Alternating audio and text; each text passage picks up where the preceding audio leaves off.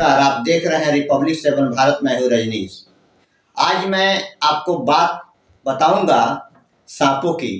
कल नागपंचमी थी और आज मैं यह वीडियो बना रहा हूँ क्योंकि मैंने आपको सोचा कि आपने नागपंचमी के दिन नाग को दूध और लावा तो खिला दिया, लेकिन नागों के बारे में क्या आप कितना जानते हैं, इसके बारे में थोड़ी सी मैं भी आपको जानकारी दे देता हूँ।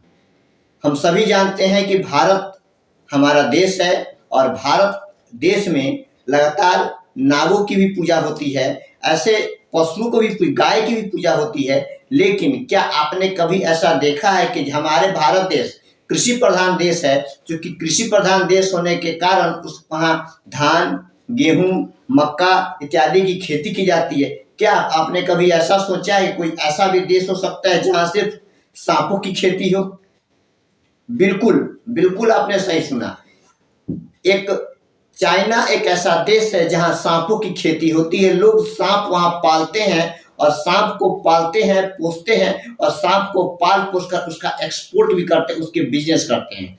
जैसे हम अपने भारत में धान और गेहूं, मक्का ये सब जो है खेतों में उगाते हैं और खेतों में उगाने के साथ साथ उसका व्यापार करते हैं और किसान उसको रख करके अपनी खाने के सामानों में उसका उपयोग कर, खाद्य सामग्री में भी उसका उपयोग करता है।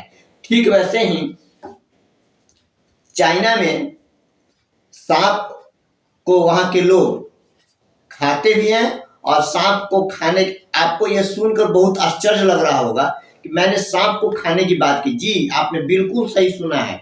वहां के लोग, चाइना के लोग सांप को खाते भी हैं और सांपों का व्यापार करते हैं। जैसे हम धान और गेहूं रोपते हैं, वैसे ही चाइना के लोग अपने अपने घरों में सांप को पालते हैं और वह सांप इतना खतरनाक होता है ताकि वो काट ले तो किसी को पानी पीने का भी समय न दे। लेकिन उतने खतरनाक सांप को चाइना के लोग अपने अपने घरों में पालते हैं और चाइना में पालने के बाद उसका वह एक्सपोर्ट करते हैं, यानी कि व्यापार करते हैं एक जगह से दूसरी जगह। जैसे हम ट्रक, बस और रेलगाड़ियों में भर करके हम एक जगह से दूसरी जगह सब्जियों का व्यापार करते हैं, ठीक उसी प्रकार वह सांप का भी व्यापार करते हैं, एक जगह से दूसरी जगह से भेजते हैं। आइए जानते हैं इस पूरी घटना को, सांप का व्यापार चाइना कैसे करता है और किस प्रकार वह व्यापार करता है सांप का, जानते हैं इस रिपोर्ट के माध्यम से। चीन अपने खेतों में क्यों पाल रहा है दुनिया के सबसे खतरनाक सांप?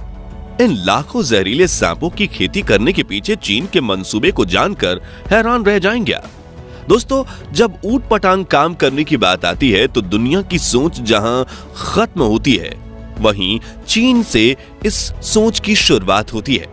फिर चाहे रेगिस्तान में एक साथ 12 लाख खरगोश छोड़ना हो, कोरोना वायरस से संक्रमित चमगादड़ पक्षी का सूप पीना हो या फिर चूहे के बच्चे और ऑक्टोपस को जिंदा निगल जाना, चीन हमेशा ऐसी हरकतें करता आया है जिसे देख पूरी दुनिया हैरान रह जाती है। ऐसी ही एक आश्चर्यजनक हरकत है हर साल 30 लाख से अधिक सांपों की खेती करना।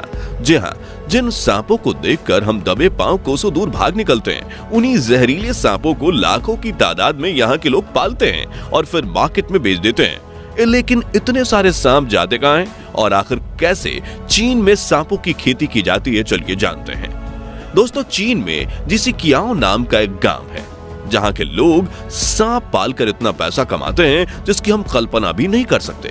लेकिन आज भी उनके घर हीरे जवाहरात और नोटों की गड्डियों के बजाय सांपों से भरे रहते हैं। इस गांव में रहने वाला हर एक इंसान सांपों की खेती करता है और उनके घर के हर एक कमरे में सांपों का ही राज रहता है, वो भी खतरनाक जहरीले सांप। ये लोग उन्हीं सांपों के पास बैठकर खाते पीते हैं और वहीं पर सो भी जाते हैं। इसी वजह से इस गांव को स्नेक विलेज के नाम से भी जाना जाता है। चीन के इस छोटे से गांव में करीब 1000 लोग रहते हैं और प्रत्येक इंसान औसतन 3000 सांप पालता है।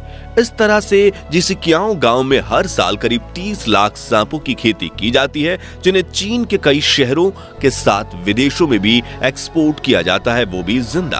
अब आप सोच रहे होंगे कि फल सब्जियों की खेती के बारे में तो सुना था, लेकिन भला सांपों की खेती कैसे की जाती है? तो आपने चीन के पोल्ट्री फार्म के बारे में तो जरूर सुना होगा, जहां हर साल करोड़ों मुर्गियों की ब्रीडिंग की जाती है। ठीक वैसे ही इस गांव में सांप की ब्रीडिंग करवाई जाती है, इसलिए इसे स्नेक फार्म भी कहा जाता है। अब अगर अगर आपको लगता है कि ये केवल दिखावटी सांप होते होंगे जिन्हें डंक मारना नहीं आता होगा और ना ही इनके डंक में जहर होगा, तो ये बहुत बड़ी गलतफहमी है। बल्कि यहाँ पाए जाने वाले सांपों में से एक से बढ़कर एक जानलेवा सांप मौजूद है। फिर चाहे वो एक डंक से सामने वाले इंसान को ढेर कर देने वाले खूंखार कोबरा सांप हो या फिर हमेशा गुस्से में रहने वाला पाइथन और वाइपर सांप। इन सांपों के वार से आज तक यहाँ कई लोग मारे भी जा चुके हैं। और जब सवाल आता है कि अपनी जान जोखिम पर डालकर भी यहाँ के लोग सांप की खेती क्यों करते हैं, तो बता दें कि सांप का जहर जहाँ एक और जानलेवा है तो वहीं उसमें बहुत सारी खूबियां भी होती हैं। सांप के 1 लीटर जहर की कीमत लाखों में नहीं बल्कि करोड़ों में होती है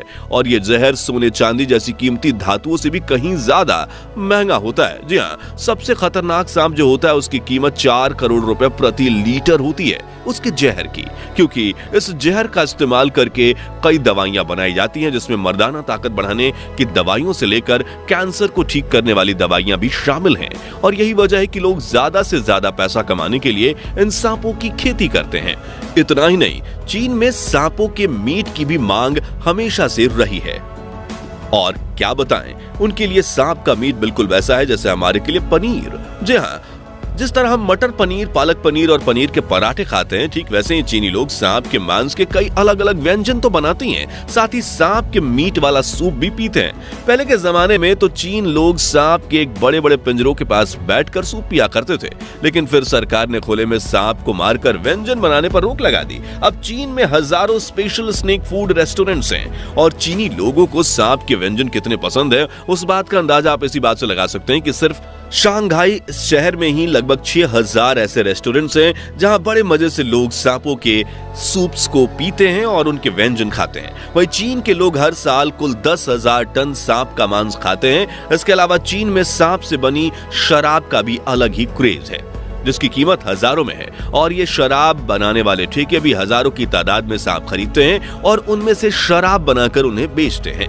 चीन का ज़िसिकियाओ गांव कितना खतरनाक है इस बात का पता आप इसी से लगा सकते हैं कि यहाँ 1-2 नहीं बल्कि 100 स्नेक फार्म्स हैं और कुछ किलोमीटर के इलाके में जब लाखों की तादाद में सांप होते हैं तो कोई भला उनसे दूर कैसे रह सकता है। इसलिए तो जब यहाँ बच्चा पैदा होता है तो वो खिलौने के साथ नहीं बल्कि सांपों के साथ खेलता है, क्योंकि बचपन से ही यहाँ के लोगों को सांप से बिल्कुल भी डर नहीं लगता, या फिर कह लीजिए कि ये लोग सांपों को अपना दोस्त समझते हैं। और तो और सांप इनके करता धरता होते हैं और जिस तरह से हमारे किसान भाई अनाज की पूजा करते हैं, ठीक उसी तरह इस गांव के रहने वाले लोग सांपों की पूजा करते हैं। लेकिन फिर अपने परिवार का पेट पालने के लिए बड़े होते उन सांपों का सर धड़ से अलग करके उन्हें मार भी देते हैं और फिर मार्केट में बेच भी देते हैं। लेकिन अब सवाल आता है कि यहाँ के लोगों ने सांपों की खेती की शुरुआत कैसे की। तो आज से कई दशकों पहले इस गांव में गरीब किसान रहता था। एक बार ये किसान इतना ज्यादा बीमार पड़ गया कि गरीबी के कारण वो अपनी दवा तक के पैसे नहीं जुटा पा रहा था। इसी दौरान यांग ने अपना इलाज करने के लिए एक जंगली सांप को पकड़ा और उसकी मदद से दवा बनाई और वो दवा काम आ गई और वो तंदुरुस्त हो गया। इस घटना से किसान एक बात तो पूरी तरह से जान चुका था कि सांप का जहर केवल जान लेने के लिए नहीं बल्कि जान बचाने के लिए भी होता है। इसके बाद चाइना के इस किसान ने सांपों की खेती करना शुरू कर दिया। ये शख्स सांप का जहर दवाई बनाने वाली कंपनियों को बेचने लगा, सांप का मांस चीनी रेस्टोरेंट्स को सप्लाई करने लगा और चमड़े को लेदर से अलग करके चीजें बनाने वाले कारीगरों को बेचने लगा। और देखते ही देखते उसका व्यापार इतना चल बढ़ा कि गांव के बाकी लोगों ने भी सांप पालना शुरू कर दिया। आज हालात कुछ ऐसे हैं कि पूरे गांव की आर्थिक स्थिति सिर्फ सांपों के व्यापार पर ही टिकी हुई है। और जब कोरोना काल में चीनी लोग भी बाहर का सामान खाने से डर रहे थे और एक्सपोर्ट्स भी रुक गए थे, तभी इन गांव वालों को आर्थिक संकट का सामना करना पड़ा था। लेकिन अब इनका व्यापार फिर से चल निकला है। चलिए अब जानते हैं कि आखिर सांपों की खेती कैसे की जाती है। तो लकड़ी और शीशे के इन छोटे से बक्सों में सांपों को पाला जाता है, जहां पिंजरा खोलकर उन्हें समय समय पर खाना खिलाया जाता है, जिसमें छोटे सांप, चिकन और मेढक का मांस होता है। और जब फीमेल स्नेक अंडे देती है तो बड़ी ही सावधानी से उसे पकड़कर उससे बक्से से बाहर निकाल दिया जाता है और दूसरे बक्से में रख दिया जाता है, जिसके बाद इन अंडों को बड़े ध्यान से बक्सों से बाहर निकाला जाता है। जिसके बाद थर्मोकोल के छोटे से बॉक्स में मिट्टी की एक परत बिछाई जाती है जिसमें 25% नमी रखी जाती है। फिर इसके ऊपर अंडे रखे जाते हैं जिनके ऊपर थोड़ी सी मिट्टी डाली जाती है और 70 से 75 दिनों तक छोड़ दिया जाता है। इसी बीच जो अंडा खराब हो जाता है उसे बक्से से निकाल दिया जाता है। इसी तरह 75 दिनों के बाद अंडे फूटते हैं और बच्चे बाहर निकलते हैं, जिसके बाद इन बेबी स्नेक्स को पाल पोष कर बड़ा किया जाता है। यहाँ गौर करने वाली बात यह है कि सांपों के बच्चों को बड़ा करने के वक्त तापमान और नमी को सही बनाए रखना जरूरी है, क्योंकि ज्यादा ठंडी और ज्यादा गर्मी में सांप के बच्चे मर जाते हैं। फिर जब सांप बड़े हो जाते हैं तो उन्हें बूचड़ खाने ले जाने से पहले इनके जहर को निकाला जाता है और फिर इनका सर काट दिया जाता है, जिससे वो मर जाते हैं। फिर उनका मीट निकाल कर अलग कर दिया जाता है और फिर चमड़े को अलग करके धूप में सुखाया जाता है। जहाँ इन सांप के मीट का प्रयोग खाने और दवा बनाने में काम आता है, वहीं सांप के चमड़े का इस्तेमाल बैग या फिर बेल्ट वगैरह बनाने में किया जाता है। इस तरह चीन के इस गांव में सांपों की खेती की जाती है। दोस्तों, चूहे, मेढक, चमगादड़, सांप जैसे जानवर को खाने की चीन की आदत पर आपका क्या कहना है? और क्या आपने कभी सांप के जहर से बनी दवा और शराब के बारे में सुना है? कमेंट्स में बताइए। वीडियो अच्छी लगी हो तो इसे लाइक और शेयर कर दीजिए, और अगर आप हमारे चैनल पे नए हैं तो सब्सक्राइब करके पास वाली घंटी जरूर बजा दीजिए, ताकि आपको हमारे हर वीडियो की नोटिफिकेशन सबसे पहले मिले। धन्यवाद।